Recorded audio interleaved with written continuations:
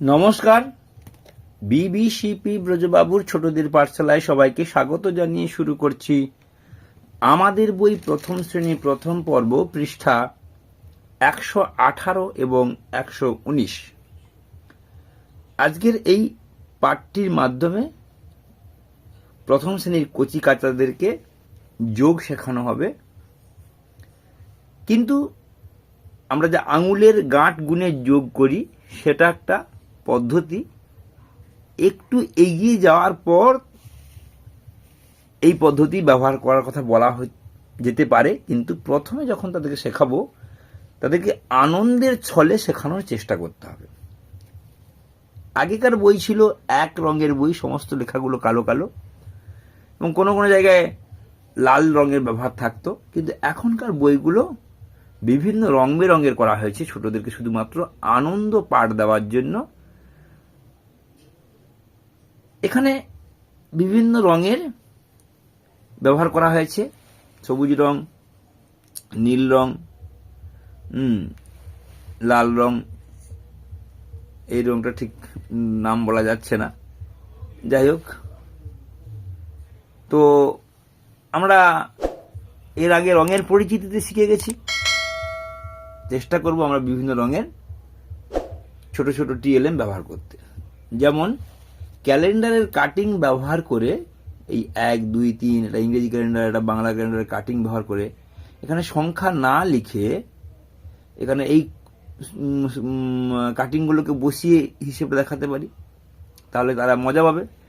প্রথমে নিজে হাতে কলমে শিখবে, তারপর খাতায় লিখিতভাবে কষবে, তাহলে তাদের খুব সুবিধা হবে। আচ্ছা, তারপরে কি না, টুকের পাতা, পুরনো কলম, টুথপিক, কাগজের টুকরো, গাছের পাতা, এরকম করে বিভিন্ন রকমের free cost, no cost, low cost TLM ব্যবহার করতে হবে। তাহলে এটা নিয়ে আমি আর বেশি কিছু বলছি না, খুব সহজ ব্যাপার।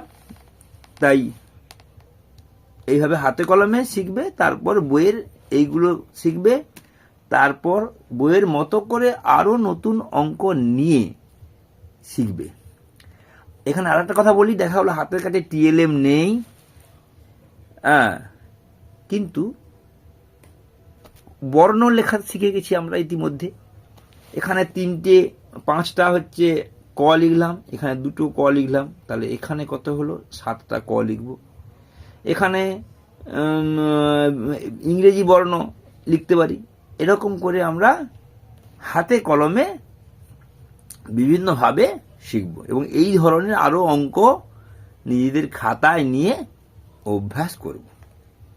এইখানে আমি 118 পৃষ্ঠার আলোচনা শেষ করলাম, এরপর চলে যাচ্ছি সম্পূর্ণ 119 পৃষ্ঠায়। এটার মাধ্যমে আমি কি শেখাতে চাইছি না, বাংলা বর্ণের ক্ষেত্রে এরকম ছিল, আকৃতি অনুযায়ী বর্ণ শেখা, পর্যায়ক্রমে বর্ণগুলি শেখা, হয়ে যাওয়ার পরে বর্ণ দিয়ে ফাঁক পূরণ ছিল। এখানেও সেরকম, ইংরেজিতে ক্ষেত্রে একই রকম, A B C D E F G H, এইভাবে ছাত্রছাত্রী লিখবে এবং লেখাটা যেন অবশ্যই সুন্দর হয়। এই যে লিখেছে, কিন্তু অক্ষরটা খুব ভালো হয়নি। আরেকটি ছাত্র কি লিখেছে দেখব।